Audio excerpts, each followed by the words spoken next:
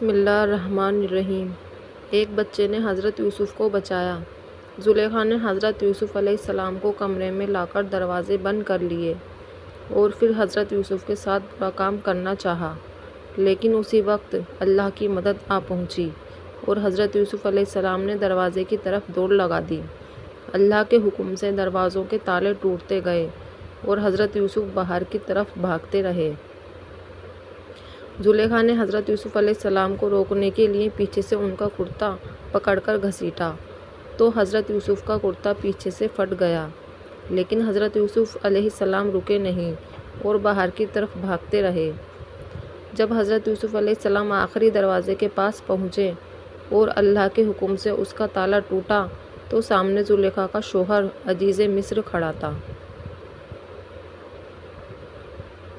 زلیخا کا شوہر جو اس وقت کا بادشاہ تھا، تو جب اس نے یہ منظر دیکھا کہ زلیخا کے جسم پر بہت کم کپڑے ہیں اور حضرت یوسف باہر کی طرف بھاگتے ہوئے آئے ہیں تو وہ سارا معاملہ سمجھ گیا، لیکن اسی وقت زلیخا نے پینترا بدلا اور سارا الزام حضرت یوسف علیہ السلام پر ڈالتے ہوئے کہا کہ اے بادشاہ، آپ اپنے محل کے اس نوکر کو کیا سزا دیں گے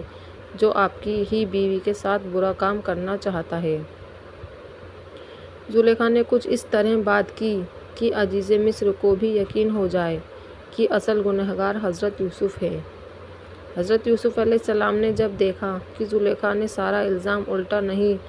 انہی پر ڈال دیا ہے تو حضرت یوسف علیہ السلام بھی بول اٹھے اور کہنے لگے کہ اے بادشاہ سلامت، میری کوئی غلطی نہیں ہے، میں تو انہیں اپنی ماں کی طرح سمجھتا ہوں۔ انہوں نے خود ہی مجھے اپنے ساتھ برا کام کرنے کے لیے کمرے میں بلایا تھا اور پھر جب میں نے انکار کیا اور دروازے کی طرف بھاگا تو آپ کے سامنے آ کر یہ سارا الزام میرے اوپر ڈال رہے ہیں۔ اے بادشاہ، میں بے قصور ہوں۔ یہ سن کر بادشاہ بھی حیران رہ گیا، کیونکہ دونوں ایک دوسرے پر الزام لگا رہے تھے اور کوئی گواہی دینے والا نہ تھا۔ حضرت یوسف علیہ السلام بہت چھوٹے تھے، صرف 16 سال کی عمر تھی۔ یہ حالت دیکھ کر ان کی آنکھوں میں آنسو بھر آئے، کیونکہ حضرت یوسف علیہ السلام سمجھ گئے تھے کہ بادشاہ تو اپنی بیوی کی ہی بات مانے گا، میں تو محل کا نوکر ہوں، بادشاہ میری بات کیسے مانے گا۔ حضرت یوسف علیہ السلام کی آنکھوں میں آنسو تھے اور دل ہی دل اللہ سے فریاد کر رہے تھے کہ اے اللہ، مجھے اس گندے الزام سے بچا لیجیے۔ بادشاہ نے دل میں سوچا کہ اپنی بیوی کی بات ماننے میں ہی فائدہ ہے، کیونکہ اگر میں نے اس وقت یوسف کو سچا مان کر اپنی بیوی پر الزام ڈال دیا تو پورے ملک میں میری بہت بدنامی ہوگی اور لوگ کہیں گے کہ بادشاہ کی بیوی اپنے نوکر کے ساتھ گندا کام کرتی ہے، پھر تو میں منہ دکھانے کے بھی لائق نہیں بچوں گا۔ اسی لیے یوسف پر ہی الزام ڈالنا بہتر ہوگا۔ اور پھر بادشاہ حضرت یوسف علیہ السلام پر غصہ ہونے لگا اور ڈانٹنے لگا کہ تیری ہمت کیسے ہوئی میری بیوی کے ساتھ برا کام کرنے کی؟ اے یوسف، تجھے تو میں نے بڑی عزت کے ساتھ محل کا شہزادہ بنا کر رکھا تھا اور تو نے میری ہی بیوی کے ساتھ گندا کام کرنا چاہا۔ تجھے شرم نہیں آتی؟ میں تو تجھے جیل کی سزا دوں گا۔ آس پاس کھڑے لوگ بھی حضرت یوسف علیہ السلام کو ڈانٹنے لگے کہ تجھے شرم نہیں آتی کہ تو بادشاہ کی بیوی کو چھیڑتا ہے جو محل کی رانی ہے؟ ہم تو ان کے سامنے نظریں اٹھاتے ہوئے بھی ڈرتے ہیں اور تجھے بادشاہ نے اتنی عزت دی، محل کا شہزادہ بنا کر رکھا، لیکن تجھے وہ عزت راس نہ آئی اور تو بادشاہ کی بیوی کو ہی چھیڑنے لگا۔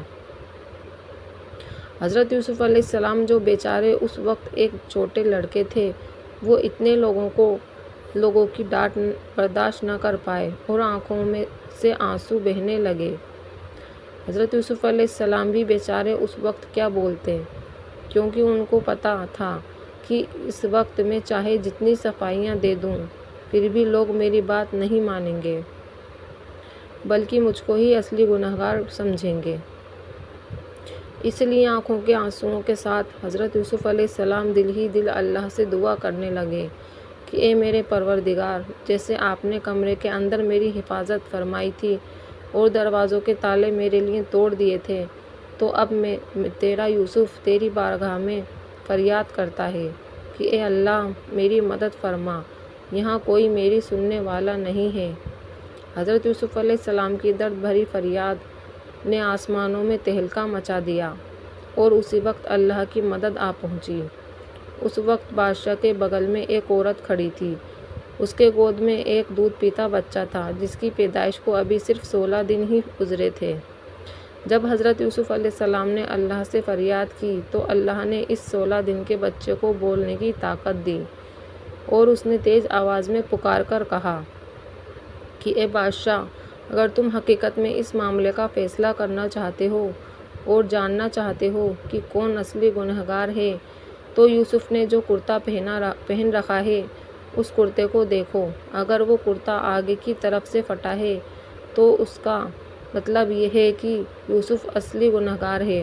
اور زلیخا معصوم ہے، اور اگر کرتا پیچھے کی طرف سے پھٹا ہے تو اس کا مطلب ہے کہ زلیخا اصلی گنہگار ہے اور یوسف معصوم ہے، کیونکہ کرتا پیچھے کی طرف سے پھٹنے کا مطلب ہے کہ یوسف نے بھاگنے کی کوشش کی ہوگی اور زلیخا نے انہیں پیچھے سے پکڑ کر اپنی طرف گھسیٹا ہوگا۔ بچے کی یہ آواز سن کر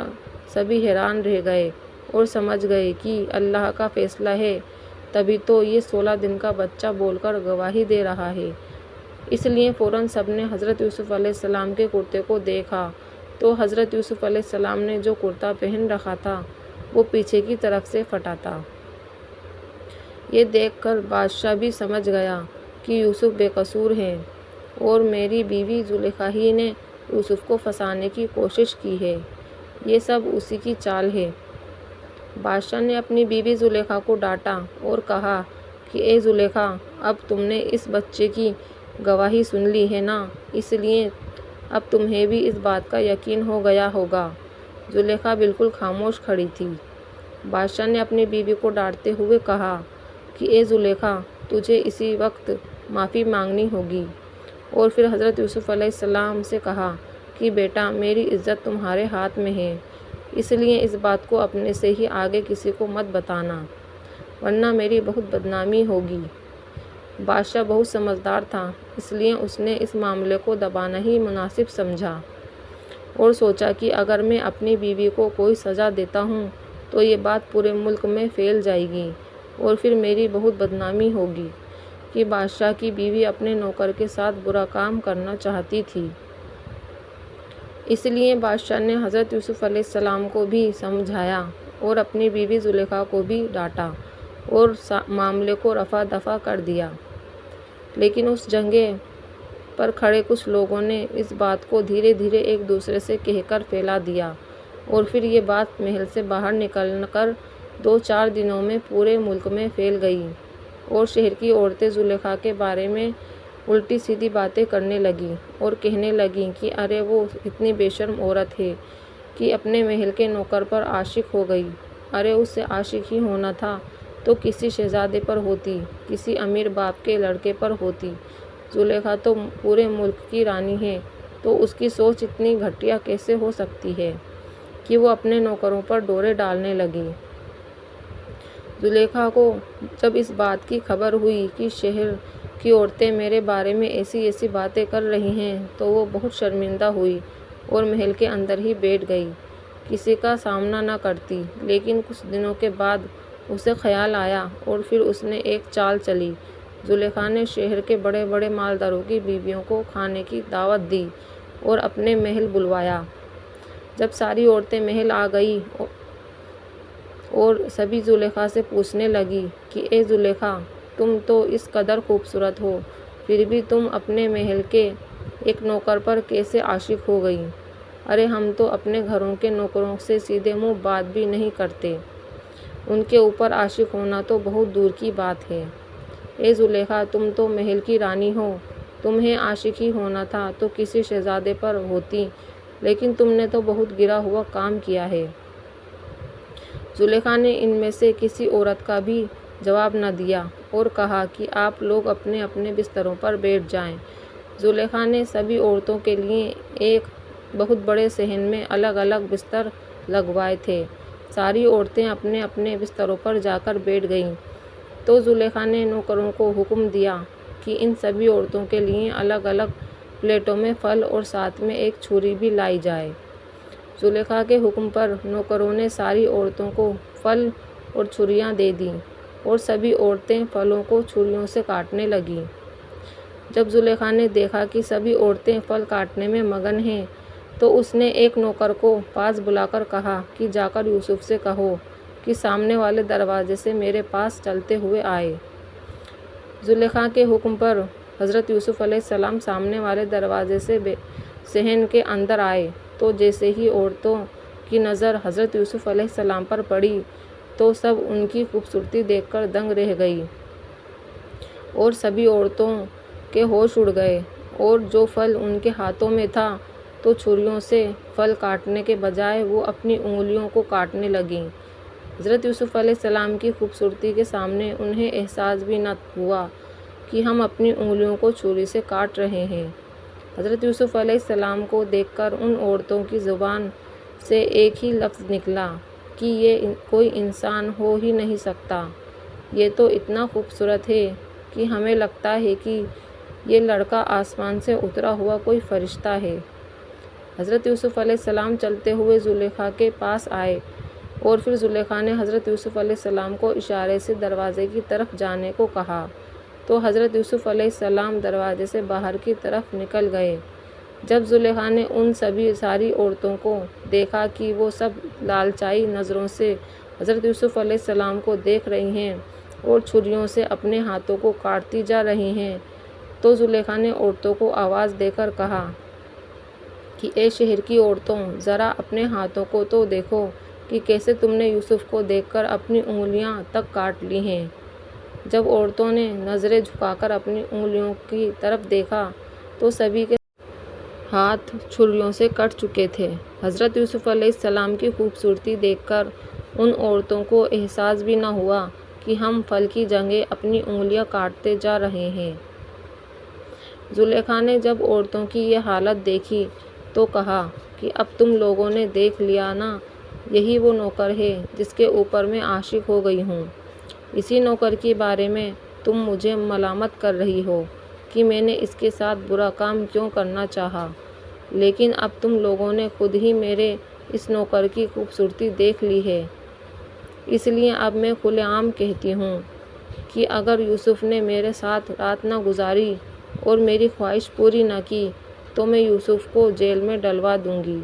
اور وہ ساری زندگی جیل میں پڑے رہیں گے۔ ایسے ہی سچے قصے سننے کے لیے ہمارے چینل کو سبسکرائب کریں۔